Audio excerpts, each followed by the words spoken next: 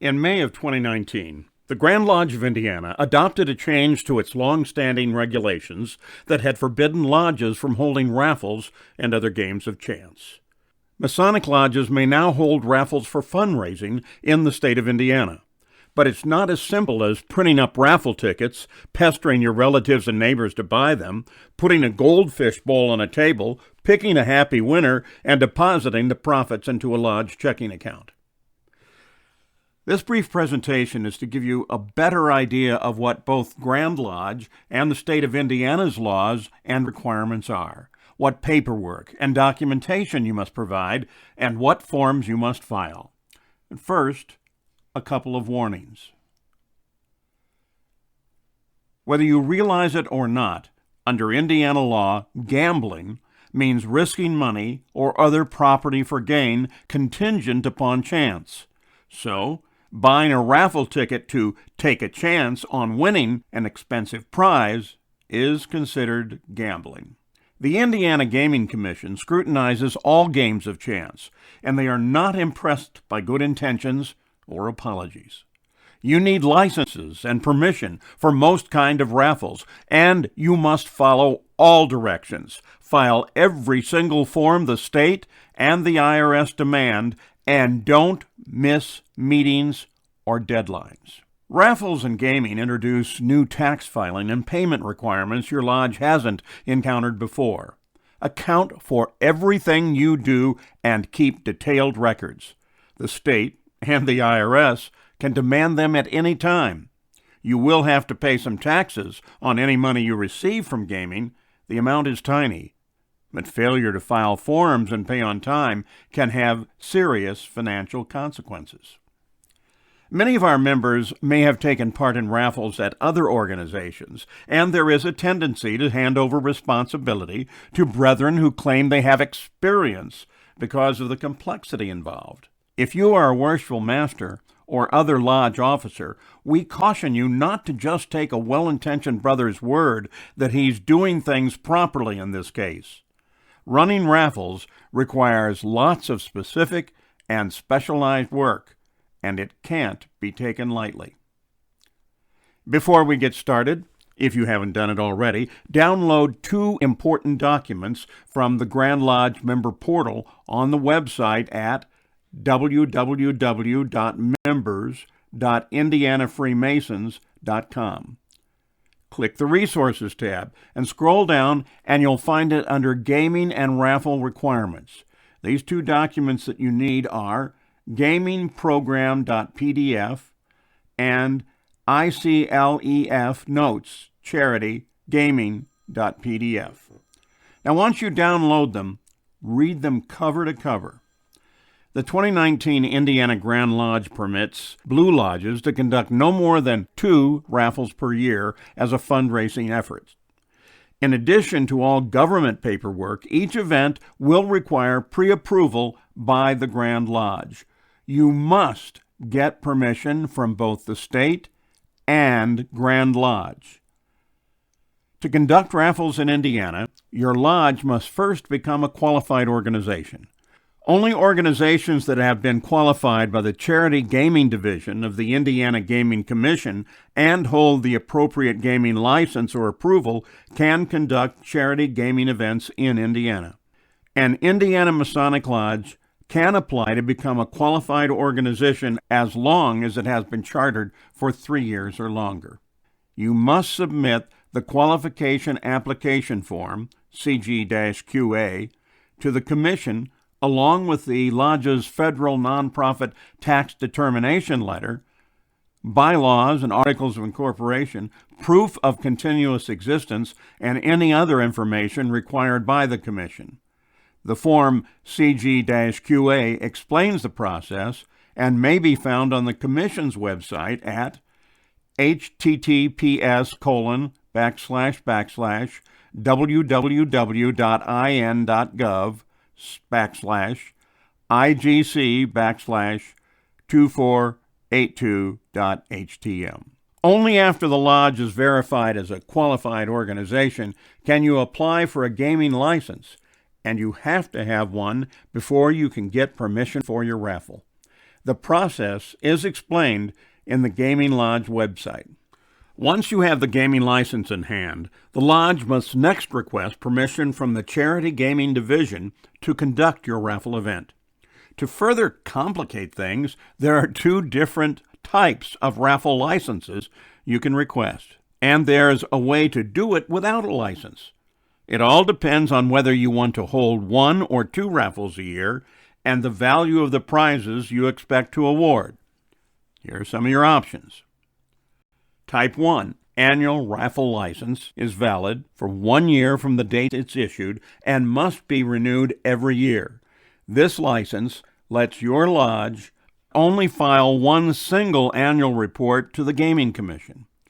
Or Type 2, the single event license, is only valid for a specific date and time. A report must be sent to the Indiana Gaming Commission after the raffle is over, but there are no annual reports that are required. Or you can avoid licensing altogether.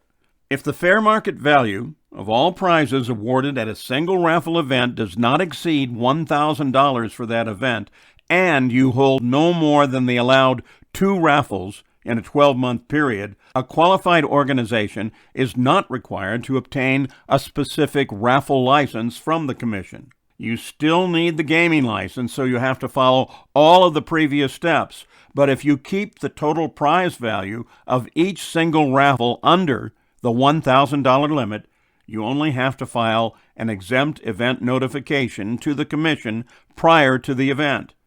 If approved, you will still have to keep detailed financial records for the raffles, but there are no additional reporting requirements to the state. Just be sure you follow those requirements to the letter. The next order of business is for the Lodge to open and maintain one completely separate gaming charity checking account for all the money received and expenses derived from your raffles. You must deposit all of the raffle proceeds into your gaming charity account no later than 5 business days after the event.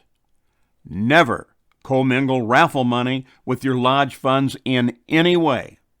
Money deposited into the gaming charity account cannot be transferred into another account. The gaming charity account money can only be used for the actual expenses of running the lottery or paid out for specific lodge expenses by issuing checks. You can't just move money from one account into the other. This is especially important in this age of electronic banking and transfers. Here's an example. Let's say you hold a raffle and collect $1,000 from it. That $1,000 must be deposited in the gaming charity checking account. You can use that money to pay for gaming expenses like printing the tickets or buying advertising for the event. But more important is that if the raffle money is intended to go towards lodge expenses or improvements, you can pay the light bill, purchase new fixtures for a lodge, pay a contractor for building repairs, etc. However, that $1,000 cannot just be commingled with other lodge funds. If the roof needs repair, the bill is, say, $10,000. Then the money in the gaming charity account from your raffle can't just be deposited or transferred into the lodge's general checking account and a lodge check drawn for a total of $10,000. You can use that $1,000 raffle money to pay the roofer, but that check must be drawn from the gaming account and made payable directly to the roofer. That means you would need to write the roofer a check for $9,000 from your lodge's general checking account and a separate $1,000 check from the gaming account.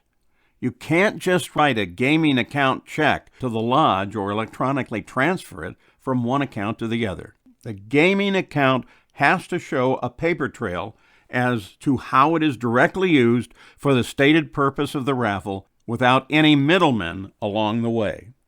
The state will give you wide latitude in the types of lodge expenses you can use the raffle or charity or gaming proceeds for, and the Grand Lodge information packet spells out that list. But most important restriction you need to remember is that the raffle and the gaming money cannot be used to pay any salaries to your members or employees you might have. It can't be used to pay any taxes for employees, like federal withholding taxes, and it can't pay sales taxes.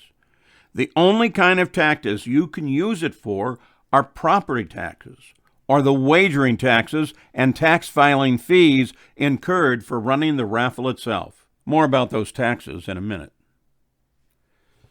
With the state of Indiana's requirement all taken care of, you also need to comply with the rules of the Grand Lodge, and there are some specific steps to follow with them as well. Fill out the request for dispensation to hold a fundraising raffle in Appendix 2 of the Grand Lodge Gaming Program .pdf file that you already downloaded off of the website. When you send it back to the Grand Lodge, you must already have your approved gaming application in hand and include a copy with the form. The Grand Lodge wants to be sure you've already done what the state requires before they will grant you permission. Step 2. Designate your lodge's raffle operators and workers. Operators actually account for the raffle money and maintain the raffle's records and are the only ones who can physically draw the winning tickets at your event. All operators must be a Mason and a member of your lodge in good standing for a minimum of 1 year. Workers do the job of actually selling the tickets and may be a lodge member in good standing for just 30 days. Your operators can also sell tickets, but workers can only do ticket sales. None of your workers or operators can purchase tickets for the raffle they are responsible for. Be sure everyone understands this. They also can't be paid, compensated, or tipped for running a raffle. In fact, if they are manning a ticket sales table, you need to display a no tipping sign. The state is very strict about making sure that people actually running the raffle aren't making any money off of it or winning their own prizes, and that the money only goes for the charitable purpose it is intended. Once you have all of your approvals and the raffle officially begins, your workers can get to work selling raffle tickets, and they can sell them anywhere in the state of Indiana. You may not sell a raffle ticket over the internet. However, you can advertise the raffle on the internet in print advertising like newspapers, posters, and flyers. Any advertising must display your lodge name and your gaming license numbers in bold type so that it's easily seen. You may not sell raffle tickets to anyone under 18. Raffle tickets can only be purchased with cash, checks, or, if you absolutely must, debit cards. You cannot accept credit cards for raffle ticket purchases because it's not always easy to spot the difference. The best practice is to stick to cash and checks. The big day of the event has now arrived, and you're ready to draw the winning ticket. The drawing must take place exactly when and where your raffle license or exempt event request said it would. You must conspicuously display your gaming license in the same place you are performing the actual drawing. Only an operator, not a worker, nor any other person like a spouse or celebrity or guest, can actually reach into the bowl and draw the winning tickets. If a single prize has a value of $600 or more, you must have blank Forms W2-G on hand and immediately give it to the winners. It's up to them to fill in and file the form, but it's your responsibility to make sure they get them. Keep detailed records of all money received and expenses that can be used to file gaming reports with the state of Indiana and the IRS. Deposit all of the raffle money into the lodge's gaming charity account within 5 business days after the event. Just because the raffle is over and the money is in the bank, you're still not done. Your designated operator is responsible for filing all financial reports required by the State Gaming Commission. These are based on the type of license you obtained and are explained in the form your lodge completed to request the approval for your event. Even though everything you filed says your lodge is a tax-exempt organization, the Internal Revenue Service still gets a tiny cut of the proceeds of your raffle or charity game. It's small. It's almost a nuisance amount, but it must be paid to keep you out of having trouble with the IRS. Your designated operator must fill out IRS Form 730, Monthly Tax Return for Wagers, for every month you take in money from selling raffle tickets or have any gaming income. The tax is 1/4 of 1% of your gross raffle sales income before expenses. For every $1,000 of raffle ticket sales, the tax would be $2.50. Your operator fills out the Form 70 and gives it to your treasurer, who sends the check to the IRS.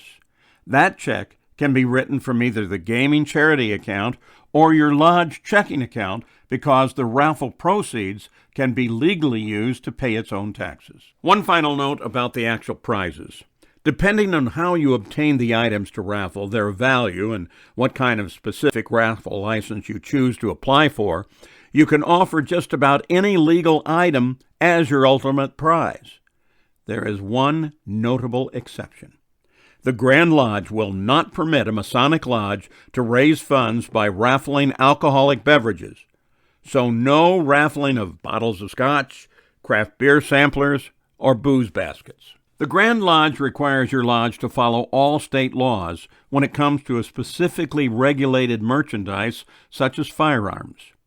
If you are raffling a gun, you should issue a certificate to the winner and have the actual transaction of transferring its ownership performed by a licensed gun dealer, so that all state and federal laws are complied with. That protects your lodge, the winner, and whoever donated the gun for your event from getting crossways with any laws. Running a raffle isn't something your lodge can do casually without sufficient planning, and it goes far beyond complying with the Blue Book of Masonic Law. If you're nervous, you should be. So start by calling the Grand Lodge office and realize that you might even need to bring in an accountant or an attorney. Don't believe you can fake it yourself. As we've all heard in lodge before, be careful. Make no mistake.